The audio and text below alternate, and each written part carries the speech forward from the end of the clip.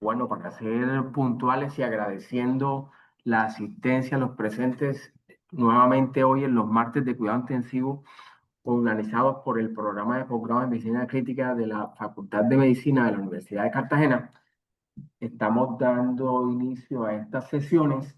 En el día de hoy, el doctor José Correa nos va a presentar el tema de revisiones sistemáticas y metaanálisis, cómo leer e interpretar. El doctor Correa es internista, especialista en medicina crítica y cuidado intensivo del programa de medicina crítica, del cual es docente en la actualidad. Trabaja en gestión de salud y en el Hospital Universitario del Caribe. Y además de tener una maestría, está aplicando a doctorado. Doctor Correa, buenos días. Muchas Buenos gracias. días, buenos días, profe. Muchas gracias por la invitación y pues a Milka que organiza este evento que es de suma importancia. Pues vamos a hablar algo sobre revisiones sistemáticas y metaanálisis, como usted muy bien lo dijo. Bueno, la idea es que esto es algo que he preparado para no epidemiólogos y ser lo más sencillo posible o verlo desde una interpretación sencilla, porque sé que eh, muchas veces cuesta la interpretación de estas gráficas, pero bueno, el día de hoy la idea es vamos a desbloquear eso y vamos a mirar que esto no es tan difícil como parece. Los objetivos del aprendizaje es reconocer los componentes metodológicos de manera general, esencial o fundamental, porque el día de hoy pues escapa del objetivo, es cómo hacer una revisión sistemática. No vamos a hablar de eso ni tampoco a profundizar mucho en ese tema, pero sí tener unas herramientas de cómo interpretar críticamente estos metaanálisis, aplicar los hallazgos a la toma de decisiones clínicas que se nos presentan a diario con nuestros pacientes, y tratar como de identificar o distinguir esas limitaciones que tienen las revisiones sistemáticas y los metaanálisis que mencionaré. Lo primero es la definición. Las revisiones sistemáticas no es más que un resumen cualitativo que responde a una pregunta de investigación muy bien estructurada, que es la famosa PICO, que vamos a mirar cada uno de sus componentes más adelante, pero no siempre una revisión sistemática termina en un metaanálisis, y ahí la gran diferencia, porque el metaanálisis lo que hace es hacer una estimación estadística o agrupa esos datos individuales de todos los estudios que están dentro de esa síntesis cualitativa y nos va a generar una estimación del efecto o un tamaño del efecto con determinada medida de asociación determinada por los diferentes autores. Entonces, mire que la revisión sistemática simplemente es la síntesis cualitativa, pero cuando ya tenemos una síntesis cuantitativa se llama revisión sistemática y metaanálisis. Son dos cosas completamente diferentes. Pero la pregunta es, ¿por qué hacemos revisiones sistemáticas y metaanálisis? Y lo primero es mejorar la precisión cuando hay demasiados estudios con una población muy pequeña, y tratar de generar una evidencia un poco más convincente. Responder preguntas no planteadas en los estudios individuales, es decir, muchas veces vamos a hacer evidencia indirecta, como se hace con los network metaanálisis, que también tenemos unos ejemplos en las próximas diapositivas, y resolver controversias o generar nuevas hipótesis. Mire que los metaanálisis nos ayudan a mejorar, a generar hipótesis, como lo hacen los estudios observacionales. Los metaanálisis también pues nos ayudan en esa parte. Da aparentemente estudios que pueden ser contradictorios, y lo que hace es generar una evidencia un poco más concluyente. Ahora, vale la pena esperar tanto, y mire lo que pasó con estreptoquinasa. Obviamente yo sé que estreptoquinasa no se usa, pero mire la cantidad de pacientes que se tuvo que acumular en el tiempo para aceptar desde un principio, desde la década de los 71, 1971, perdón. Ya la estreptoquinasa tenía un beneficio, pero toda la cantidad de pacientes que hubo que acumular en el tiempo, casi 37.000 pacientes, para decir que la estreptoquinasa es el trombolítico que hay que utilizar en un paciente que haya con síndrome coronario agudo. Entonces, la idea de reducir el tiempo con los metaanálisis me parece una estrategia fundamental, con todas las limitaciones pues, que tenemos al respecto, que vamos a mencionar, y especialmente en los pacientes que están en cuidado crítico.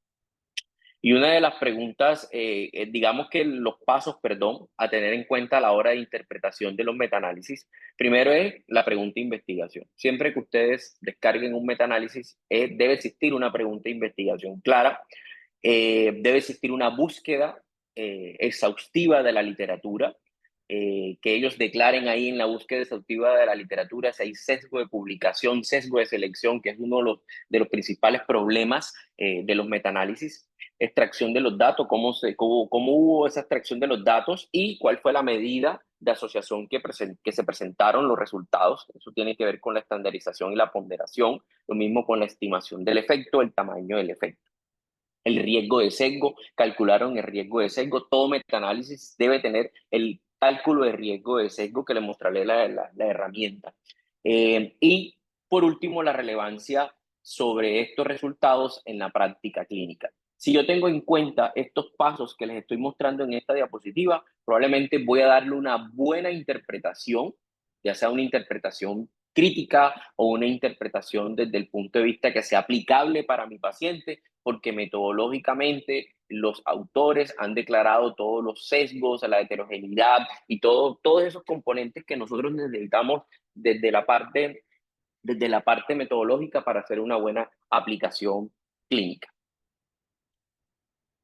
Empezando con la pregunta de investigación, la pregunta de investigación debe ser clara y estructurada y voy a mostrarles unos ejemplos. El efecto de todos los tratamientos en shock séptico y su impacto en reducir la mortalidad, eso es demasiado general, ¿cierto? Es una pregunta de investigación muy sensible, muy general, no está tan clara porque ¿cuántos tratamientos no tenemos en shock séptico?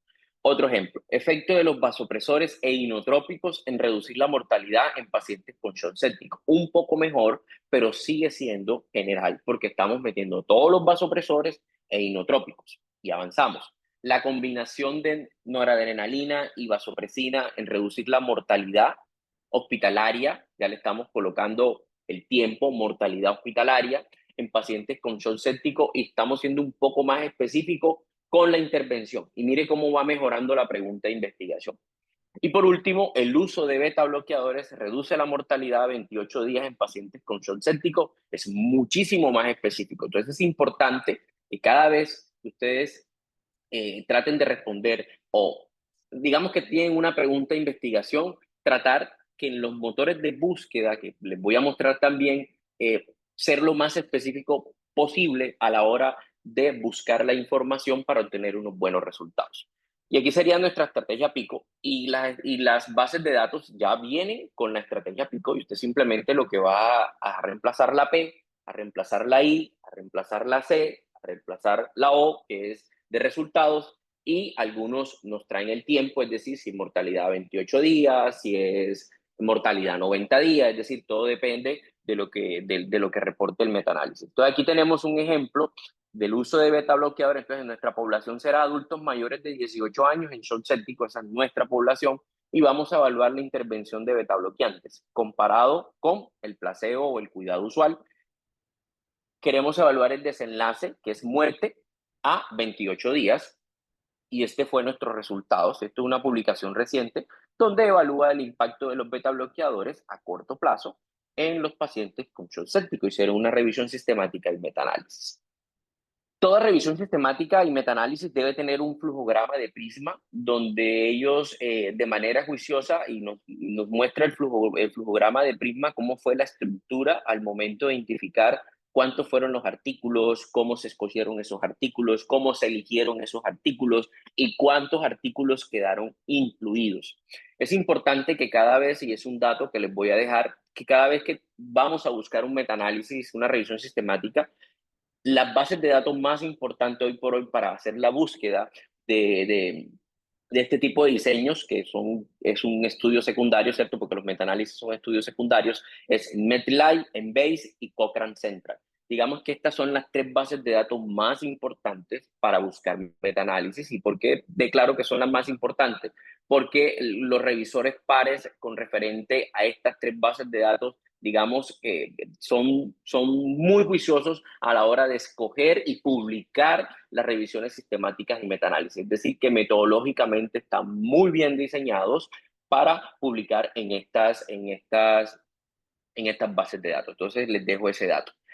Muchas veces el flujograma, la idea es que nos muestre, mire que en el anterior, este flujograma no nos muestran las bases de datos. Las bases de datos aparecen muchas veces escritas en el texto, pero mire este otro tipo de flujograma que usted puede modificarlo y nos muestra pues las bases de datos. Dice que en Base fueron tantos pacientes, que MedLife fueron tantos pacientes, que Signal fueron tantos pacientes, ¿cierto? Y nos muestra pues que digamos que todas las bases de datos más el screening que se hace posteriormente cómo elijo, ¿cierto? Cómo elijo y debo describir cómo elijo y al final, pues cuántos estudios vamos a incluir en el metaanálisis. Entonces es importante que todos tengan este dato. Lo otro es, para seguir los pasos, lo otro es la extracción de los datos, la estandarización, ponderación y la estimación del efecto. Y aquí hay un concepto importante que ¿qué es el tamaño del efecto? Y el tamaño del efecto es la magnitud de diferencia entre los dos grupos, es decir, la intervención con el comparador. Esa magnitud de diferencia se llama estimación del efecto, tamaño del efecto.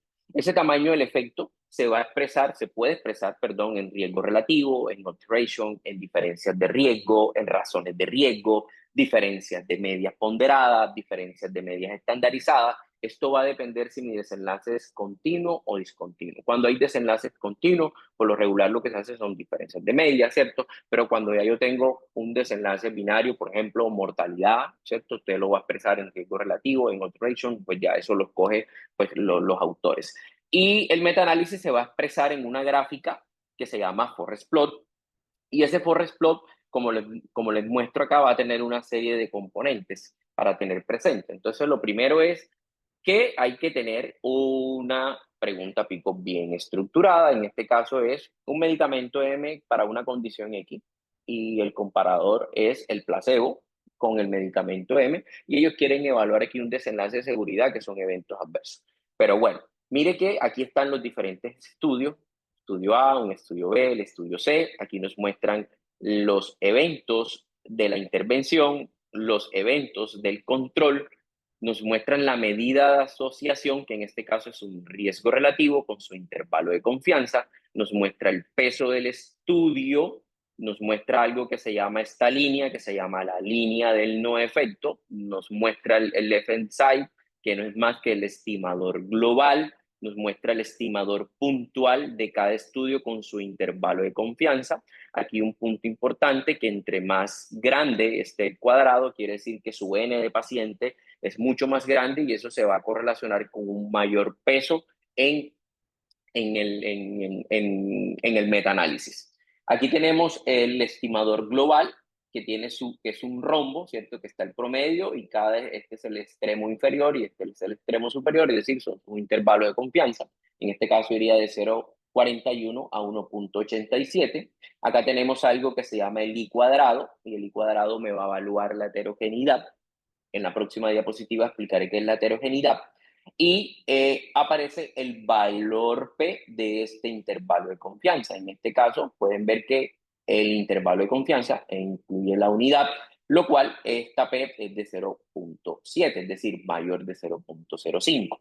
Acá tenemos en esta barra, en este caso, como estamos hablando de eventos adversos en un desenlace continuo, es decir, lo tiene o no lo tiene, por eso aparece el 1, ¿cierto? Mayor de 1 es riesgo, menor a 1 es protección, a favor de la intervención y a favor del control. Y tenemos algo que se llama los efectos fijos y los efectos aleatorios. Aquí en este caso el riesgo relativo, el modelo de expresar el riesgo relativo como un efecto fijo, pero también lo podemos expresar como un efecto random o aleatorio que lo van a ver expresado en algunos metaanálisis.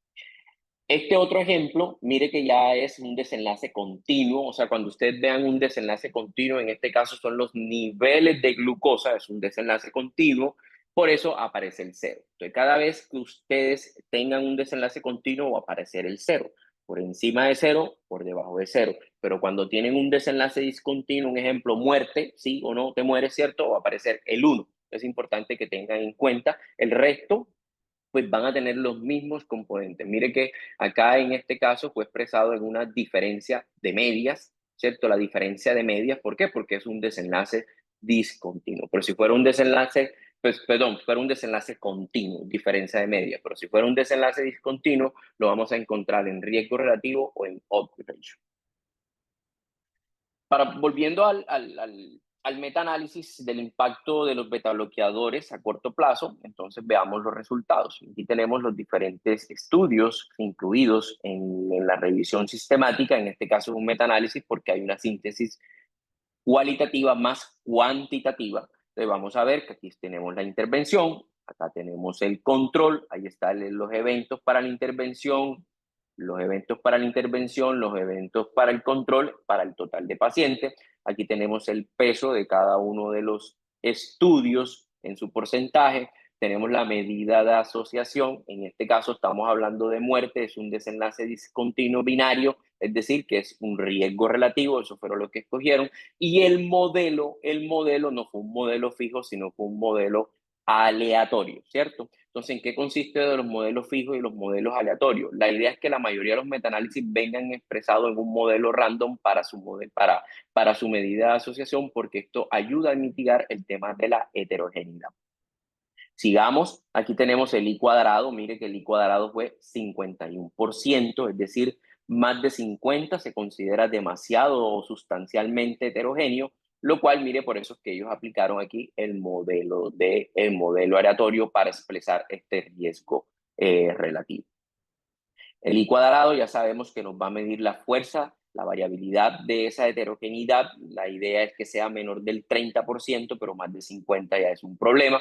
Aquí tenemos el estimador puntual con sus intervalos de confianza. Acuérdese que entre más amplio es el intervalo de confianza, pues menos será la población expresada en ese estudio, lo cual eso implica algo de imprecisión. Aquí tenemos la línea del no efecto y aquí tenemos el estimador global y su intervalo de confianza, en este caso 0,76.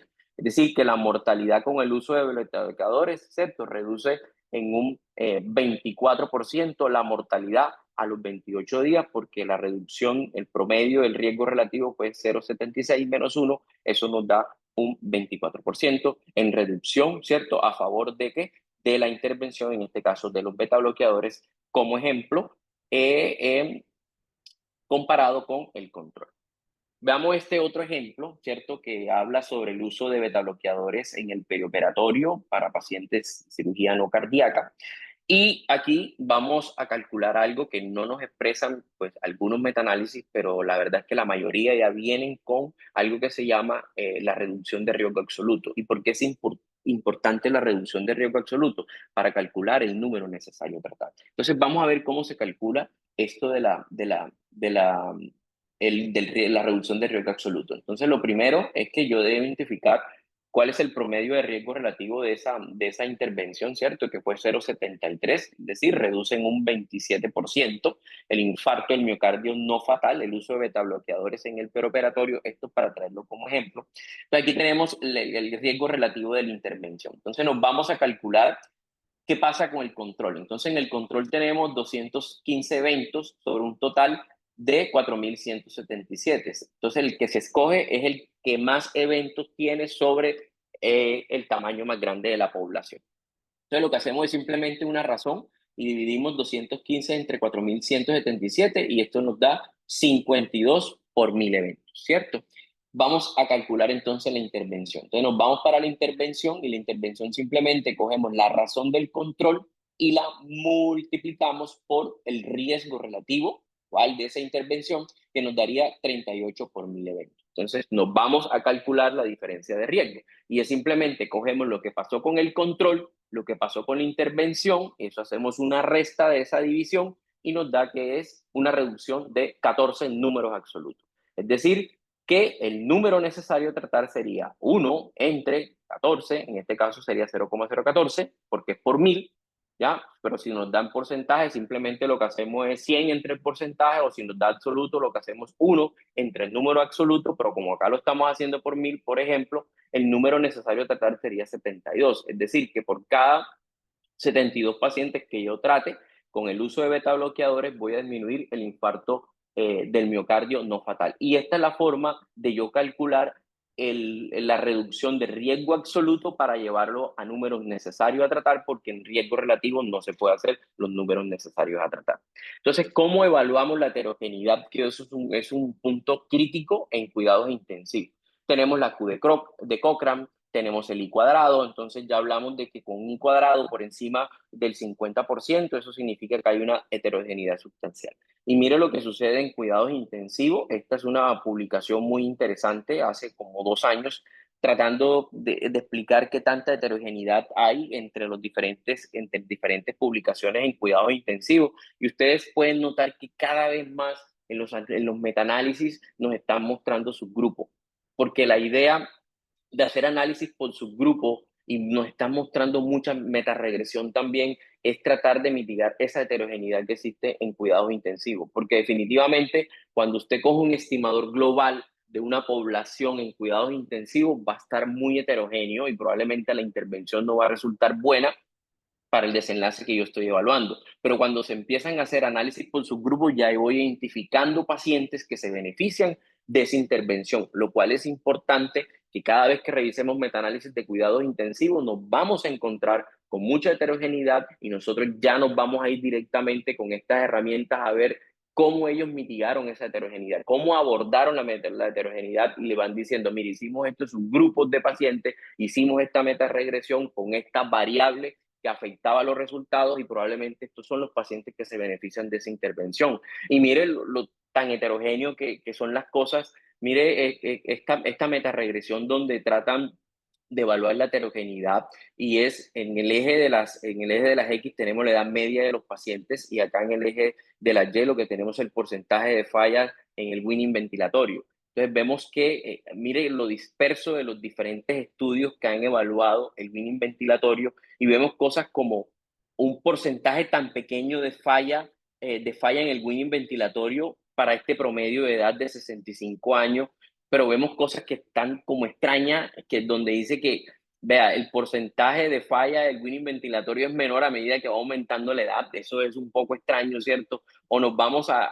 esta acá que tiene una cantidad de pacientes que dice, mire que el porcentaje de falla ventilatoria, pues, del winning ventilatorio, perdón, puede ir hasta el 50%, cosas tan altas como esas, ¿cierto? Entonces vemos cómo la heterogeneidad está presente en los pacientes en cuidados o los pacientes críticos a la hora de evaluar el tema de las intervenciones.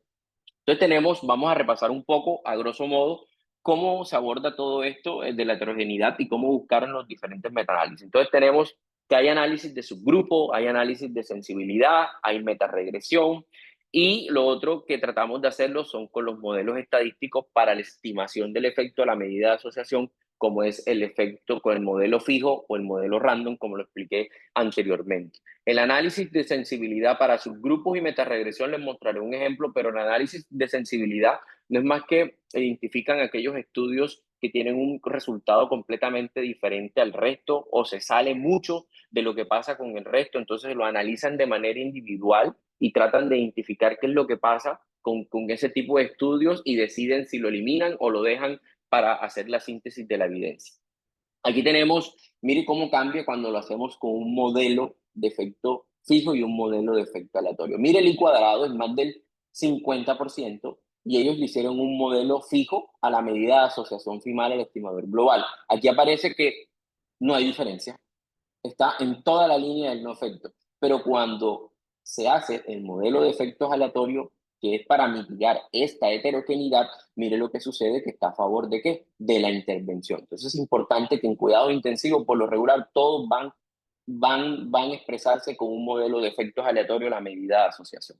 Este análisis de subgrupos, este metaanálisis que publicaron recientemente en Shock Vasodilatador con referente al target de presión arterial media, ellos hicieron un análisis por subgrupos. Entonces ellos cogieron subgrupos de pacientes y empezaron a mirar más de 65 años, menos de 65 años, el que tiene sexy, el que no tiene sexy. Es decir, van haciendo análisis por subgrupo para tratar de mejorar la heterogeneidad de los estudios en cuidados intensivos y aquí aparece su riesgo relativo y la probabilidad de intervención de cada uno de ellos. La interacción P, que es lo que se utiliza para análisis de subgrupo, lo que busca es mirar si esa diferencia entre los subgrupos analizados está explicado por el azar. Y la interpretación es que cuando yo tengo un valor P muy bajo, lo que significa es que es improbable que el azar esté explicando la diferencia de esos subgrupos y que mayor será la probabilidad de que el efecto de ese subgrupo sea real. Entonces, entre más bajito, ustedes van a encontrar el tema de la interacción P. Aquí les voy a mostrar un ejemplo de interacción P. Mire la interacción P de 0,04 para muerte. Para análisis por subgrupo, ellos simplemente lo que hicieron fue de bajo riesgo y de alto riesgo de sesgo. Hicieron esos subgrupos. Entonces uno dirá, bueno, pero ¿cuál de los dos datos voy a tomar para establecer una intervención? Obviamente lo que tengo que tomar es estos que son de bajo riesgo de sesgo. Estos que son de alto riesgo de sesgo, pues no voy a usarlos como aplicación en mi paciente o generar una recomendación, ¿cierto? Yo me iría más para todos estos que son de bajo riesgo de sesgo.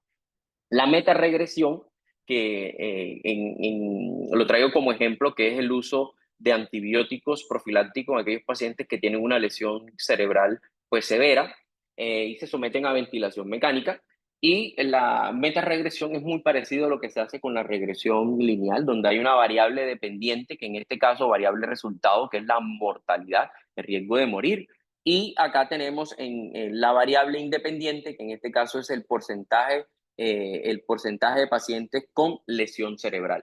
Y ustedes pueden ver que hay una correlación negativa, lo que quiere decir que a medida que yo tengo más porcentaje, ¿cierto? Más porcentaje de pacientes con lesión cerebral, más se benefician del uso de antibióticos profilácticos cuando se someten a ventilación mecánica para el desenlace mortalidad. La interpretación es muy parecida y lo que hace la metaregresión es tratar de mitigar esas variables confusoras que me pueden estar impactando en el desenlace que yo estoy evaluando.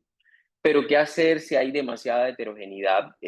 Hombre, ser un poco consciente y ser ahí que los autores nos digan, hombre, no se va a hacer un metaanálisis porque no todas las revisiones sistemáticas terminan en metaanálisis y simplemente lo que muestren es una síntesis cualitativa, pero vemos cosas en muchas publicaciones que ustedes han podido notar con I cuadrados del 90%, 85%, 80%, y vas y buscas en el texto que hicieron para bajar en la heterogeneidad y no hicieron absolutamente nada, lo cual eso es un artículo, eso un trabajo, perdón, que desde el punto de vista metodológico no sería bueno ni leerlo, ¿cierto? Entonces ya con esta herramienta yo creo que nos podemos abordar de manera crítica todo lo que nos están publicando.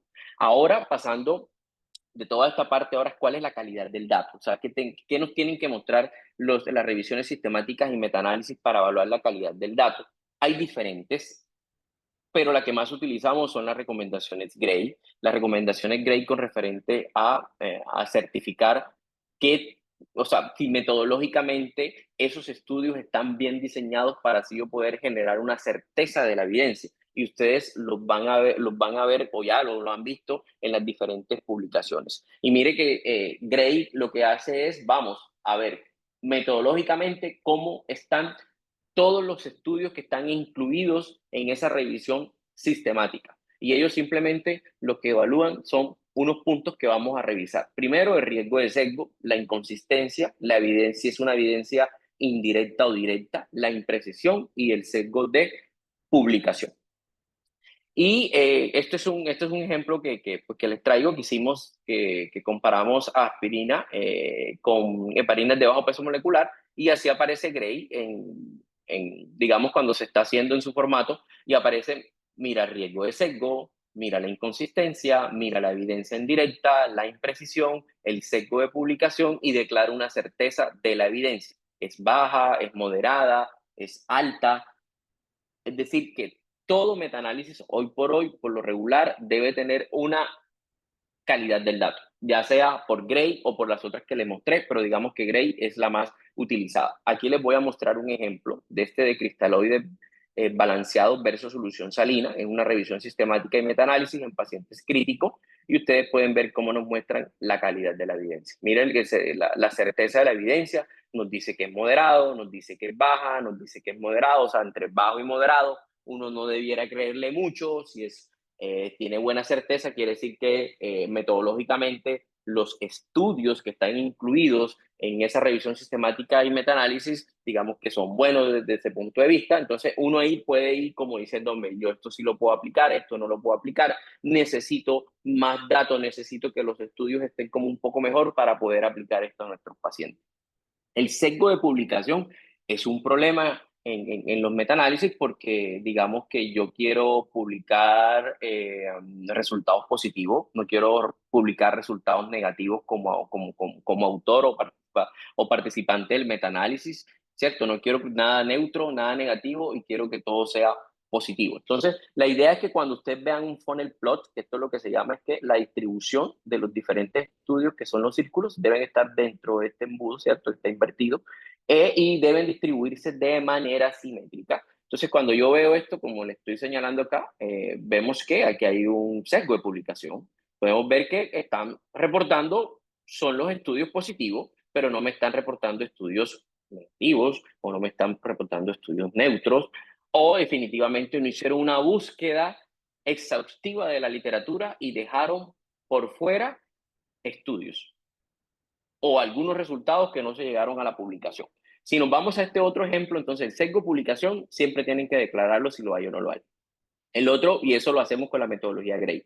El otro ejemplo, que es el que está en la parte inferior, aquí vemos no tanto un sesgo de publicación, sino que vemos que hay ausencia de estudios, como esto, lo que estamos mostrando aquí es un beneficio, hay ausencia de estudios con sustancial diferencia estadísticamente significativa para una intervención. Es decir, aquí tenemos la mayoría, pero vemos que hay pocos estudios que impactan de manera dramática, o sea, esa intervención impacta de manera dramática en un desenlace y podemos ver que aquí hay ausencia de esto. Entonces, mire que hay diferentes formas de interpretar el funnel plot, lo cual el contexto se lo va diciendo a la hora de la interpretación. Para evaluar el riesgo de sesgo, tenemos la herramienta ROT2, que es la que más se usa, que es de semáforo, y ello lo que hace es evaluar los diferentes tipos de sesgo, sesgo de selección, el de sesgo de tensión, el sesgo de atribución, el sesgo de reporte, otros tipos de sesgo. Entonces, digamos que estos metaanálisis nos deben expresar cómo evaluaron el riesgo de sesgo. Esta no es la única, hay varias. Lo importante es que ustedes identifiquen si ellos evaluaron el riesgo de sesgo. Pero, a grosso modo, si tiene Gray, hicieron esto. Listo. Entonces, es importante que también identifiquen esta parte. Ahora nos metemos con el tema de la inconsistencia y de la imprecisión, y para eso traigo este mismo metaanálisis. ¿Y qué consiste la consistencia? La consistencia es que todos los estimadores puntuales, junto con el estimador global, vayan en una misma dirección, en este caso, a favor de la profilaxis antibiótico en el escenario que les expliqué. ¿Cierto? Esto es consistente, es decir, están en la misma dirección. Si nos vamos acá, probablemente esto es inconsistente. Mire que dos se van hacia un lado, los otros dos se van a este lado. Este es consistente, todos están hacia la izquierda. La idea es que digamos que todos los estimadores puntuales estén en el mismo sentido. Eso es lo ideal para demostrar y decir, mira, esto es consistente a grosso modo de manera gráfica, ¿cierto? Si nos vamos con el tema de la precisión, podemos decir que esto es preciso. ¿Por qué hablo de que es preciso? Porque sus intervalos de confianza son más pequeños, estos son bastante amplios, quiere decir que la precisión del dato no es tan buena, necesitaría un más N de pacientes para mejorar la precisión del dato, y de esta forma yo puedo evaluar la consistencia y la precisión de manera gráfica. Vamos a este otro ejemplo de ketamina versus etomidato para la intubación de secuencia rápida. Mira el desenlace que era inestabilidad hemodinámica. Podemos ver la falta de precisión que tienen los primeros dos estudios, pero mejora la precisión cuando ya empezamos a ver el tercer estudio que estoy señalando, el cuarto estudio, pierde precisión, se vuelve inconsistente, ¿cierto? Este estudio se vuelve inconsistente, es decir, está a favor de ketamina, pero estos dos que están precisos y que tienen consistencia, está a favor del etomidato. Entonces, esta es una de las cosas que pasa en cuidados intensivos, que vamos a encontrar imprecisión e inconsistencias en los resultados de los estimadores puntuales de cada estudio incluido en metaanálisis. Pero cuando miramos el estimador global, nos ayuda a mejorar ese tema de la inconsistencia y no tanto mejorar el tema de la inconsistencia y la imprecisión, porque probablemente sigue persistiendo esa parte, y probablemente le van a dar una certeza baja en la calidad de la evidencia, pero por lo menos nos está mostrando una síntesis cuantitativa de que está a favor del uso de etomidato para el tema de la inestabilidad hemodinámica, y es la recomendación que seguimos. Pero desde el punto de vista metodológico es inconsistente, es impreciso. Mire lo que hicieron en este metaanálisis. que les mostré de ketamina versus etomidato, mire cómo calificaron la calidad de la evidencia. La calificaron baja. ¿Por qué? Porque ahí hay imprecisión y hay inconsistencia. Sin embargo, el dato yo lo tomo como que está a favor de etomidato, pero metodológicamente le faltan algunas cosas para mejorar la calidad del dato. Entonces, ¿qué tan precisos son los resultados? Ya para ir como terminando, entonces, ¿qué tan precisos son los resultados? Primero que hay una cosa que se llama el error sistémico y el error aleatorio, y eso definitivamente lo mejoran los ensayos clínicos aleatorizados si estamos hablando de una intervención. Es importante decir que el tamaño de la muestra y el número de eventos, cuando son pequeños, la imprecisión del dato está presente. Eso es importante. Siempre que yo tenga una N pequeña de pacientes con pocos eventos, eso es imprecisión del dato con el resultado de ese estudio clínico. Ahora nos vamos con el tema de los datos indirectos. Es importante que su paciente cumpla con las características a la hora de aplicar los resultados del metaanálisis. Es importante que su paciente cumpla con las características poblacionales. En este caso, hablando de los betabloqueadores en el perioperiatorio, mire lo que sucede, nuestro paciente estaba entre 50 y 70 años, ¿cierto? La mayoría tenían factores de riesgo cardiovasculares, a pesar de que la dosis varía, ¿cierto? Entre un estudio y otro que se incluye en el metaanálisis, a la final, si los resultados son consistentes, son aplicables para mi paciente, a pesar de que varíe la dosis, siempre y cuando se mantengan consistentes los resultados. Que evalúe los desenlaces que yo necesito impactar en ese paciente y al final digo, sí, esto es una evidencia directa, pero podemos tener evidencia indirecta y mire que eso es lo que hacen los network metaanálisis. Los network metaanálisis lo que hace es que aquí tenemos unas comparaciones directas que es liberal versus moderada, conservada versus moderada para oxigenoterapia, pero el network metaanálisis lo que hace es hacer una comparación indirecta de liberal versus conservadora, y aquí los voy a mostrar más adelante. Aquí tenemos la comparación que hizo el network metaanálisis de manera indirecta, que fue conservadora versus liberal, porque no hay estudios que están incluidos en el network metaanálisis que compare de manera directa esta intervención, y el network metaanálisis lo que hace es hacerme una comparación indirecta y tratar de generarme unos resultados que no tengo de manera directa en los diferentes estudios clínicos que hay publicados hasta la fecha, y así poder generar una evidencia para determinada intervención. Entonces, mira lo importante de los network metaanálisis. Pero entonces, al final de todo, después de hacer toda esta parte, y perdone que me demore tanto, porque sé que estoy pasado del tiempo, es cómo se presentaron los resultados. La idea es que la mayoría de sus resultados lo presenten como reducción de riesgo absoluto para que usted calcule el número necesario de tratar. Y al final diga, tengo una evidencia directa y yo lo puedo aplicar a este paciente. Si el paciente obviamente está en las condiciones, esto no aplica mucho para cuidados intensivos, pero probablemente tenemos pacientes donde podemos preguntarle si está de acuerdo o no con la intervención, de acuerdo a todo lo que le explicamos según el triángulo de la medicina basada en la evidencia. Es importante el equilibrio entre lo deseable y lo indeseable a la hora de ¿qué? De generar una intervención y tener en cuenta los valores y las preferencias del paciente. ¿Cómo evaluar la credibilidad siempre de estas revisiones sistemáticas? Y aquí le traje unas preguntas que creo que todos nos debemos hacer. Es que si se abordó explícitamente una cuestión clínica sensata, o sea, la pregunta está bien hecha, pues se activa la búsqueda de la literatura, son reproducibles a la hora de la selección y evaluación de los estudios, qué tan graves fueron los sesgos o riesgo de sesgos, son consistentes los resultados, son precisos los resultados, existe preocupación con el tema del sesgo de publicación y los resultados se aplican directamente o no a nuestro paciente. Esta es una tabla comparativa que me hizo ChatGPT con referente a las diferentes herramientas que yo utilizo para evaluar críticamente a las revisiones sistemáticas y metaanálisis. Y digamos que aquí tenemos varios. El que más utilizamos para evaluación crítica es Robis, es para la evaluación crítica. Ya para hacer el metaanálisis lo que utilizamos es Prisma, pero bueno, igual te puede coger cualquiera de estos con el que más esté familiarizado, una serie de checklists que se le hace para evaluar todo esto que yo acabo de decir. Como conclusiones, la aplicación de los resultados de una revisión sistemática definitivamente necesita evaluar su credibilidad, su confiabilidad, para nosotros poder determinar si definitivamente ese tamaño del efecto, esa estimación del efecto, nosotros vamos a aplicar a nuestros pacientes. No son sencillos, no son fáciles de realizar, y muchas veces no podemos aplicar inmediatamente a nuestros pacientes. Es importante recordar que las revisiones sistemáticas y metaanálisis muchas veces serán el punto de partida, ¿cierto?, para evaluación de la evidencia. No es la última palabra en el proceso.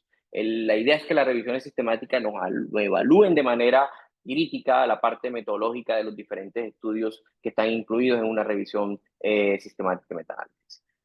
Nosotros debemos aprender de manera general a evaluar de forma crítica y prestar atención al detalle de cómo se están publicando todo este tipo de trabajos. Y lo otro es que los metaanálisis no resuelven mágicamente los problemas de los estudios que están metidos en el metaanálisis. Es decir, si tienen poca potencia estadística, si están mal diseñado el metaanálisis, no va a resolver. Si usted le mete al metaanálisis malos estudios, tendrá malos resultados o resultados definitivamente controversiales.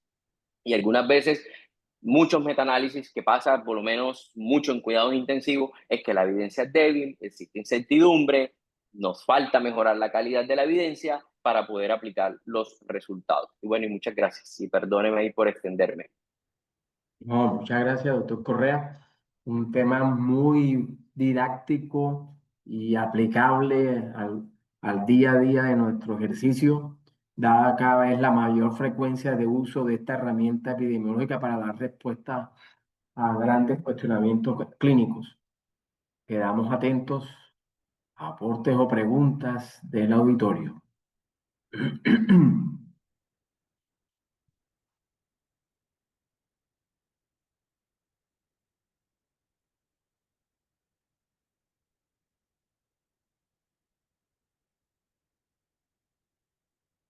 Eric Gómez tiene una pregunta. Puede abrir el micrófono, con gusto. Muy buenos días, doctor. Excelente pues, presentación del doctor Correa. Yo tenía una pregunta ahí basado pues, en toda la información que nos ha dado y las conclusiones.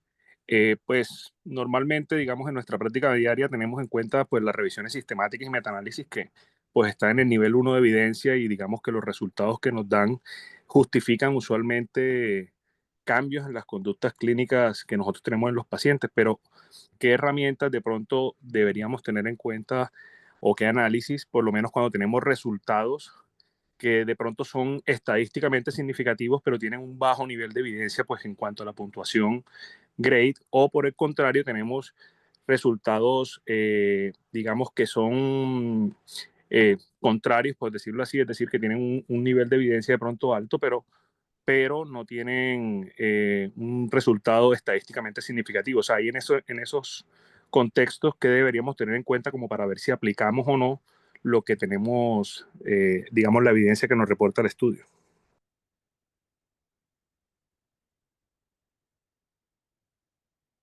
Doctor Correa.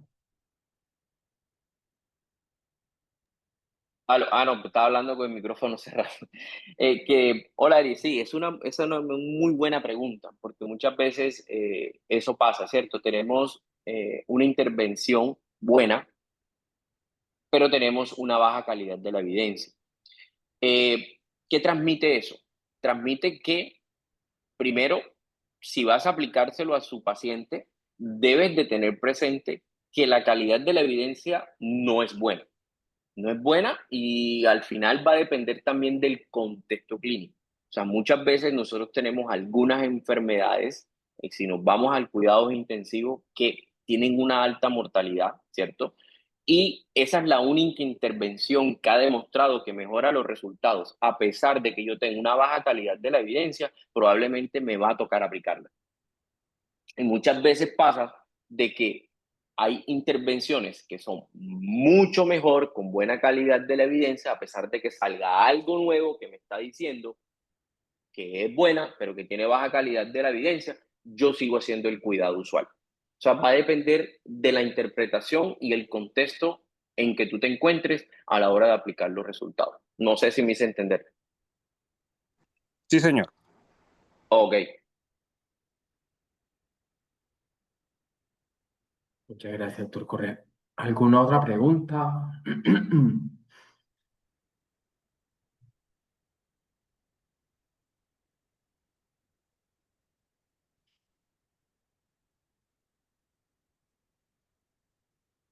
O aporte. De todas maneras, la charla va a quedar grabada porque a veces de entrada es un poco, digamos, no complejo, pero puede parecer difícil, pero pueden volverse a repetir y créeme que van a entenderlo mejor. Correcto, y es Tengo una una, pregunta. sí, Gracias, doctor Correa, por su charla. Tengo una pregunta y es, si bien uno de las utilidades de las revisiones de sistemática y más metaanálisis es en ese contexto donde los ensayos clínicos tienen un bajo número de pacientes incluidos, un tamaño de muestra bastante pequeño, y según ese tamaño de muestra se evalúa, digamos, su impacto y su relevancia al momento de tomar una decisión clínica. Para los metaanálisis y las revisiones sistemáticas también existe algún punto de corte para definir si el tamaño de muestra que reúne ya todo, con todos los ensayos clínicos es óptimo para tomar una conducta o no hay ningún tamaño de muestra que se pueda, digamos, un punto de corte con respecto al tamaño de muestra que se pueda aplicar en este contexto. El micrófono, así. Buena pregunta, Harold. Bueno, y aquí hay un punto fundamental en las revisiones sistemáticas y metaanálisis, es que no aumentan la N paciente. O sea, el metaanálisis no se hace para aumentar la N paciente. El metaanálisis lo que hace es reunir estudios para para mostrarnos sus resultados y mirar, a pesar de que yo tenga muchos estudios, ¿cierto? Muchos estudios con pocos pacientes, pero me están mostrando una dirección a favor de la intervención o no. Pero más no se hacen para aumentar la N de pacientes. Listo, eso es importante, ¿yo? O sea, lo importante es que no se hace para aumentar la N de pacientes. Lo que se hace es para reunir diferentes estudios con pocos pacientes y mirar hacia qué dirección está esa intervención con referente a un desenlace determinado. El otro punto es que los metaanálisis, las recomendaciones que se hace con al menos 2 estudios, usted puede generar un metaanálisis.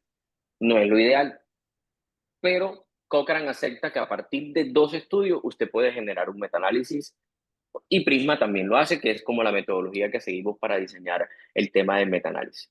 Pero es importante eso y por eso te dije que era muy buena la pregunta porque creemos que el metaanálisis es para aumentar la N de paciente y no. Es para reunir diferentes estudios y mirar hacia qué dirección están los diferentes resultados de los estudios incluidos en el metaanálisis. No sé, Harold, si con eso... Sí, doc, claro. Muchas gracias.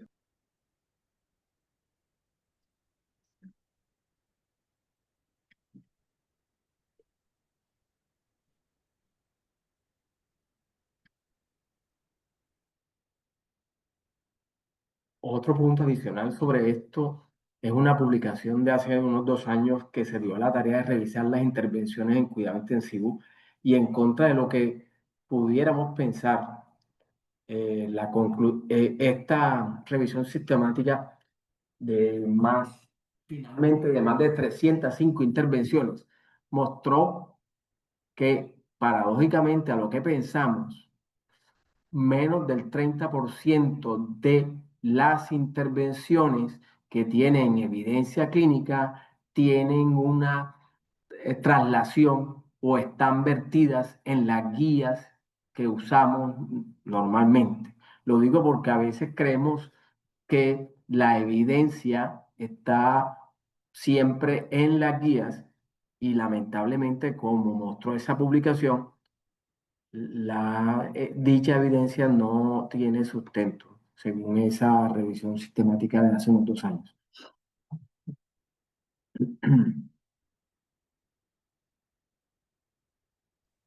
Doctor Luis Carlos Julio. Buenos días.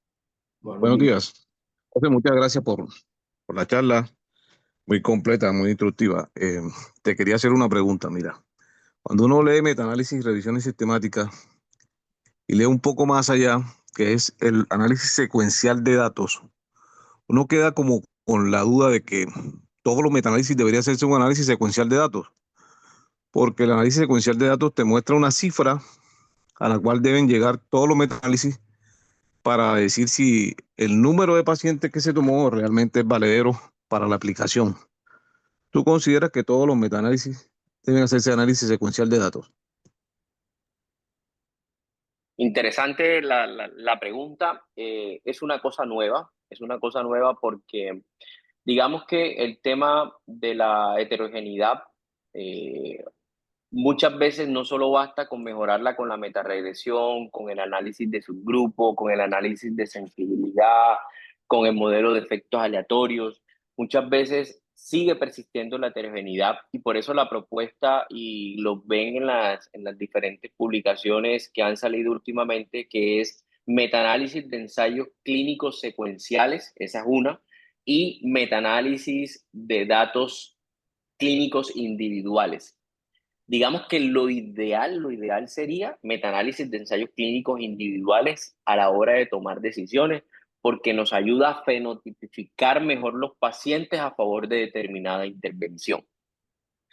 Los ensayos clínicos secuenciales, que es el ejemplo que usted trae, profe, es que ellos dicen, bueno, necesitamos para este tamaño del efecto 3.000 pacientes. Entonces, cuando hacen el metaanálisis de ensayos clínicos secuenciales, vemos que no se cumple la N de pacientes, es decir, no se alcanza la potencia estadística, no se alcanza el tamaño del efecto, y usted puede decir, no, esta intervención no. Entonces, mire la ventaja que tiene lo que usted acaba de decir, porque muchas veces no se reúne, y eso pasa mucho en cuidados intensivos, por la falta de pacientes, no reunimos la potencia estadística necesaria para obtener la intervención, y muchas veces decimos, no funciona, pero es que mira, es que no has mejorado la potencia estadística, pero es la falta de pacientes que tienes en cuidados intensivos para digamos, a la hora de demostrar que una intervención funciona o no. Pero eso es lo que pues tendría para decirle, que es lo que se está haciendo últimamente, y van a ver esas gráficas de ensayos clínicos secuenciales alcanzando una N de paciente y muchas veces no la alcanza. Ellos dicen no, entra a futilidad o entra a otra cosa, pero no alcanzó la N de paciente y eliminan digamos que no le dan una aplicabilidad a esa intervención. No sé, profe, si con eso... Sí, José, gracias. Mira, es que precisamente me gusta la respuesta porque cuando uno lee estos análisis secuenciales de ensayos clínicos, uno se queda como desanimado, como, hombre, caramba, en un metaanálisis, y uno llega hasta ahí en un metaanálisis y de pronto te da una respuesta. Depende de los resultados estadísticos que tú expusiste. Pero la verdad casi que en todos los análisis secuenciales que yo he leído, ninguno llega al límite o Total. al valor total planteado. Entonces uno dice, hombre, como que si le hicieran a todos los metaanálisis, ningún metaanálisis serviría, mano, porque no va a llegar, no van a llegar al límite que pone el análisis Así es. secuencial. Y tú te quedas bien desanimado con la información. Era esa como la No, inquietud que excelente me ha pregunta. quedado. Sí. Sí. Listo, José, gracias, muy amable. Listo, listo.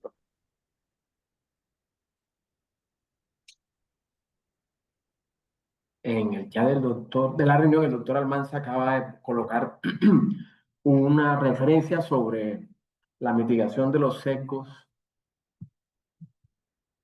con algunos modelos que vale la pena revisar. José, buenos días y muchas gracias por la presentación. Te iba a hacer una pregunta. ¿Crees tú que estos análisis que se están haciendo ahora de lenguaje grande o de lenguaje automático pueden ayudarnos con este tipo de análisis y en la mitigación de los sesgos y mejoría de la calidad de la vida? No te tengo una respuesta, Mica, no sé. La verdad, no sé, porque es un lenguaje nuevo, conceptos nuevos. Yo creo que falta mucho para familiarizarse con eso, y pues y que salga esto digamos que las autoridades con las diferentes publicaciones y hacer los cursos, porque la verdad es que no estoy nada familiarizado con eso. No sé si eso al final va a mejorar toda esta parte de la heterogeneidad. Yo lo único que te puedo decir es que lo que más me parece interesante para nosotros, por lo menos en cuidado intensivo, que lo está haciendo por lo menos New England Evidence, ellos están publicando metaanálisis en cuidados intensivos de datos individuales. O sea, ya recogen los datos individuales de cada paciente y establecen subgrupos y dicen, mira, de estos 100 pacientes le sirve esto, y de estos otros 100 no les sirve esto. Yo creo que eso nos ayuda mucho a la hora de tomar de decisiones. O sea, tener datos individuales de los pacientes se acerca mucho al tema de la medicina de precisión, ya metiéndolo en la parte de la investigación. Sí, Pero claro, este otro lenguaje nuevo, no sé la eso verdad. lo hicieron como tratando eso, pero la verdad es que uno se pone a revisarlos y uno casi que no entiende lo que le quieren decir Sí, no sé. y dejan como las conclusiones abiertas. Entonces, y veo que están haciendo demasiadas publicaciones en ese sentido y la verdad hasta ahora no nos dan una respuesta concreta. Entonces no sé si el profe Dueñas piensa diferente o alguien piensa diferente a lo que acaba de decir Correa, porque estoy muy de acuerdo con lo que José está diciendo. Dentro de la incertidumbre que tiene siempre una nueva tecnología o una nueva metodología, creo que es una forma de abordar la información. O sea, lo que nos mostró el doctor Correa y lo que, no, y lo que se ha mostrado durante la discusión cada vez que surge una pregunta es que hay una limitada evidencia en cantidad y en calidad. Y lo que creo que puede ayudar las diversas formas de abordar el aprendizaje automatizado es en tomar un estudio multicéntrico y aprovecharlo para evaluar la base de datos de acuerdo a preguntas de investigación. Digamos que una base de datos surgió de un estudio clínico que iba a responder una pregunta, pero si la base de datos está bien dirigenciada, con base en el aprendizaje automatizado, podría responderse algunas otras preguntas. Eso lo que nos debe invitar es a tener una buena base de datos, a registrar la mayor cantidad de variables y a participar en estudios multicéntricos, porque eso es el insumo para el aprendizaje automatizado. Como siempre, esa no puede ser la respuesta a todo, ni la solución a todo, porque probablemente no lo va a hacer, pero es una herramienta más en medio de la limitada información que tenemos. Yo le agregaría lo que usted acaba de decir por último, profe, la comunicación entre los diferentes centros. O sea, yo creo que la comunicación entre los diferentes centros, teniendo en cuenta todo lo que usted acaba de decir, con referente a las observaciones, a lo que sea que se estén haciendo, creo que la comunicación entre diferentes centros, hacer como una red de comunicación, eso probablemente ayuda aún más a mejorar el tema de datos individuales a la hora de la atención de los pacientes. Correcto. El problema aquí es que contamos con una limitante cuando nos comparamos con redes como la australiana y la inglesa sobre todo, que ya todas las historias están sistematizadas bajo un mismo formato. Eso sería algo ideal en nuestro país, que surgiera como primera medida, que tuviéramos todo homogeneizado.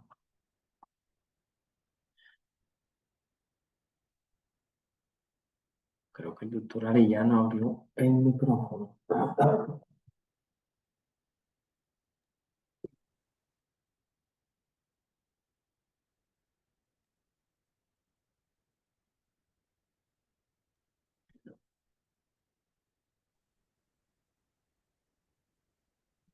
Hola, Hola, ahora sí se lo oye, pero se cierra el micrófono.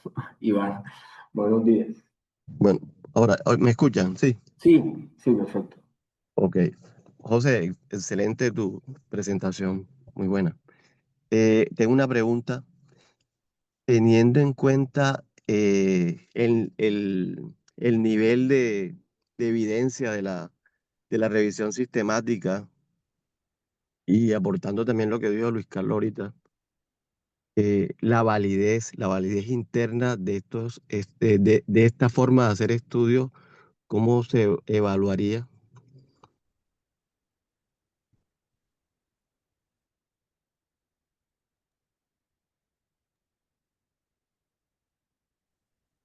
Ah, aló. Sí, Sí. Sí, ¿me escucha? Ok.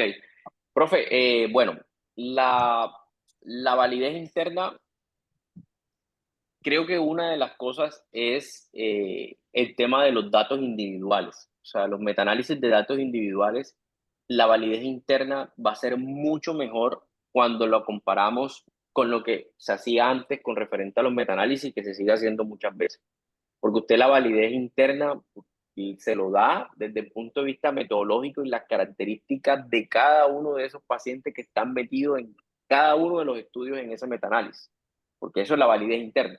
Ahora, con datos individuales yo podría darle mejor validez interna a eso. Y con el tema también de los ensayos clínicos secuenciales, de los ensayos clínicos aleatorios secuenciales. Creo que es una forma de darle mejor validez interna, porque eso era una de las críticas que había con referente a los metaanálisis que se hacían en el pasado, de que la validez interna había un problema para el momento de aplicarla, porque no todos, porque la heterogeneidad va a estar siempre presente por el tipo de intervención, la dosis que se utilice, la gravedad de la enfermedad, el tipo de enfermedad que tenga el paciente, o sea, toda esa cantidad de variables confusoras que entran a la hora de evaluar esa intervención en determinado metaanálisis y darle la validez interna necesaria. Eso es lo que tendría yo para decirle. No sé si se tiene algún comentario al respecto. Eso es lo que tendría para decirle. No, listo. Ok, sí, me parece. Está bien, gracias. Bueno, creo que con esto damos por terminadas las revisiones del día de hoy. Muchas gracias.